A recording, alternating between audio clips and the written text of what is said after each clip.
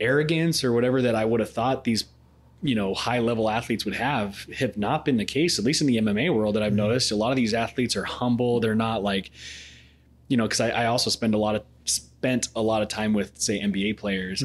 Seems like it's a different culture, oh my gosh, another signature, another picture, get away.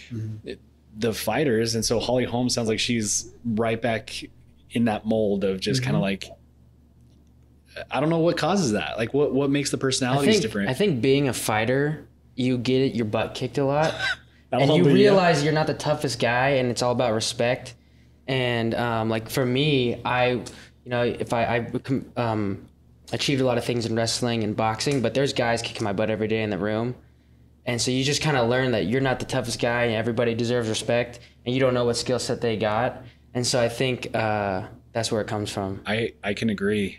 It's gotta be, because I don't know what else would cause such a drastic difference in the MMA elite athletes to some of the other sport elite athletes that I've met, unless it's just some crazy personality thing that it's got to be the humbling of getting your butt kicked every day in a gym or something. But I love it. And I keep wanting to go back to the special needs background that I have. Right, does that ever seem like something you would circle back to, or is it? I think that I've been. This is kind of where I was led. Yeah. You said that. Great point. Yeah. So I think that this is where God wants me. And there was a time that I had actually back in 2002, before or even 3, I thought about going into ministry. I was like, I'm gonna get out of physical therapy, and I really want to just 100% go into ministry. And then I had a patient that came in, and he said, he was a Phoenix firefighter. I work with a lot of firefighters from all cities, and police officers as well. And so he came back, and my office manager said, "Hey, Al, Court wants to talk to you." And I said, "Okay." So I was in an evaluation. She pulled me out of the room to tell me. He's like, "Oh yeah, he brought pizza, blah blah blah." So I saw him walk by the exam room, and then he walked by again because I had the door open.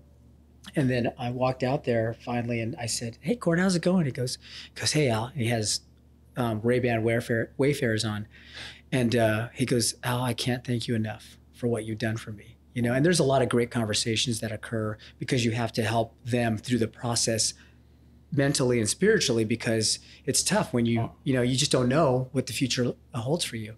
So it was a great experience for him. And he said, and this is what I needed to hear at the time, he said, "Al," he says, "don't ever stop this, because this is your ministry." Wow. So I said, "Thank you." You're like, I needed to hear that right now. So I don't have to leave physical therapy. This is where I'm supposed to be. And so Eris that's my ministry.